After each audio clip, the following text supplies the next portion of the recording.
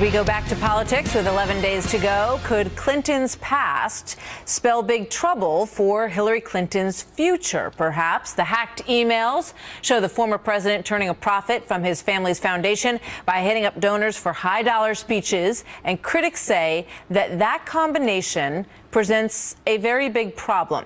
Syndicated talk show host Leslie Marshall and Republican strategist Tony Sayegh, both Fox News contributors, welcome to you both. Good morning, Martha. So who knows what the outcome of the election is, but everybody's sort of considering both scenarios and what life will be like in America under each.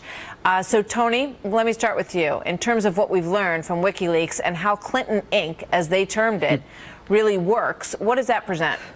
Look, Bill Clinton's issues related to his donors, his business dealings, his associations have certainly certainly inspired the idea that there was some sort of collusion between the Clinton Foundation, Clinton Inc., as we now know they called it, and Hillary Clinton's State Department. But what's come out, Martha, is damning. This is Doug Band, among the top officials who dealt with the Clinton Foundation, one of Bill Clinton's closest aides, in an email to Chelsea Clinton saying there were about 500 conflict of interest between Bill Clinton's dealings and the foundation and potentially the State Department. This is to the degree you believe there was collusion and that the server was set up and kept private to hide that collusion, the smoking gun. And if we got enough emphasis on it, enough coverage on it, which I actually believe we've begun to see even from some mainstream media, like the New York Times and the Post, it could be very damaging. Yeah. Here's Chuck Todd pointing that out. Let's watch.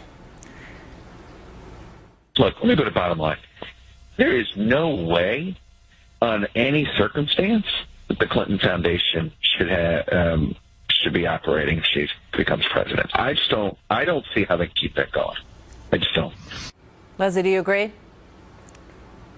Well, I don't say to close down the foundation because it does certainly more good than it does harm, and I know some would argue with me, but I do think if she is president and if Bill Clinton is the first man, that they cannot have an involvement in this foundation. That I do agree with. However, I don't feel that it's negatively impacting her. If you look at the polls in battleground states or on a national level, Trump has arguably come up maybe 1% in some of those states and on a national level in the past week. So I think maybe it just reaffirms people who aren't voting for her as to why they're not, but I don't think it's going to sway an undecided voter not to vote for her. I mean, for the purposes of this conversation, we're not really discussing whether or not it's helping or hurting, but if she were to win, what should happen with this foundation? You know, one of the most shocking things that I found in going through this is that it turned out that a lot of donors didn't want to donate to the foundation unless there was some sort of connection.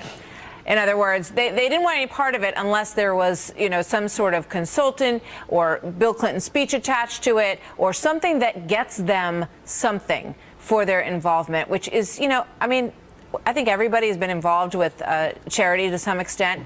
This is exactly what you don't want. I mean, this is so clear that there was an effort to buy influence with Bill and Hillary Clinton as an integral part of this. And even their own daughter was trying to snuff it out. Tony? Yeah, Martha, look, I'm sure they've done some charitable things. There's a lot of mob organizations that have very benevolent front groups. But the reality is this was a wholesale lobbying racket run by Bill Clinton, leveraging the connections and position of his wife, who was the sitting Secretary of State, getting foreign money into this, foreign business interest into this, who are otherwise precluded from donating into the political process. This is why Bob Woodward, who understands Watergate, he was the reporter that broke it, called the Clinton Foundation corrupt on a Fox News Sunday interview and said that the Clintons still have not properly answered questions. And this is going to be an albatross for them. Whether it's November 8th is the consequence or beyond, this is a very big deal when you're talking about this level of potential corruption. But it's potentially ongoing, Leslie. I mean, I guess it is surprising to me that you wouldn't want to see the connection between these two entities clearly broken off. I mean, now you go from Secretary of State to potentially President of the United States, and you've got foreign countries. Robbie Mook said in one of his emails, take the part about our relationship with foreign countries off the top, because I don't think it looks so good. Doesn't that concern you, Leslie?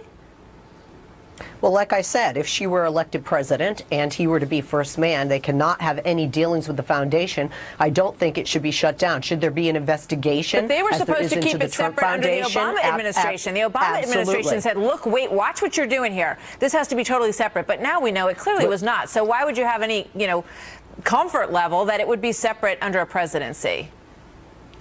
Because if they have nothing to do with it, and if there's an investigation, I want real investigations. I don't want Russian-hacked material provided to Julian Assange and WikiLeaks to be.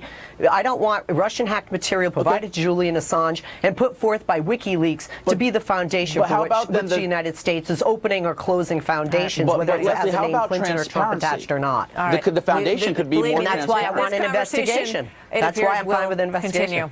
Continue. So, Tony and Leslie, thank you very much. We'll see you guys next time. Thanks, Martha.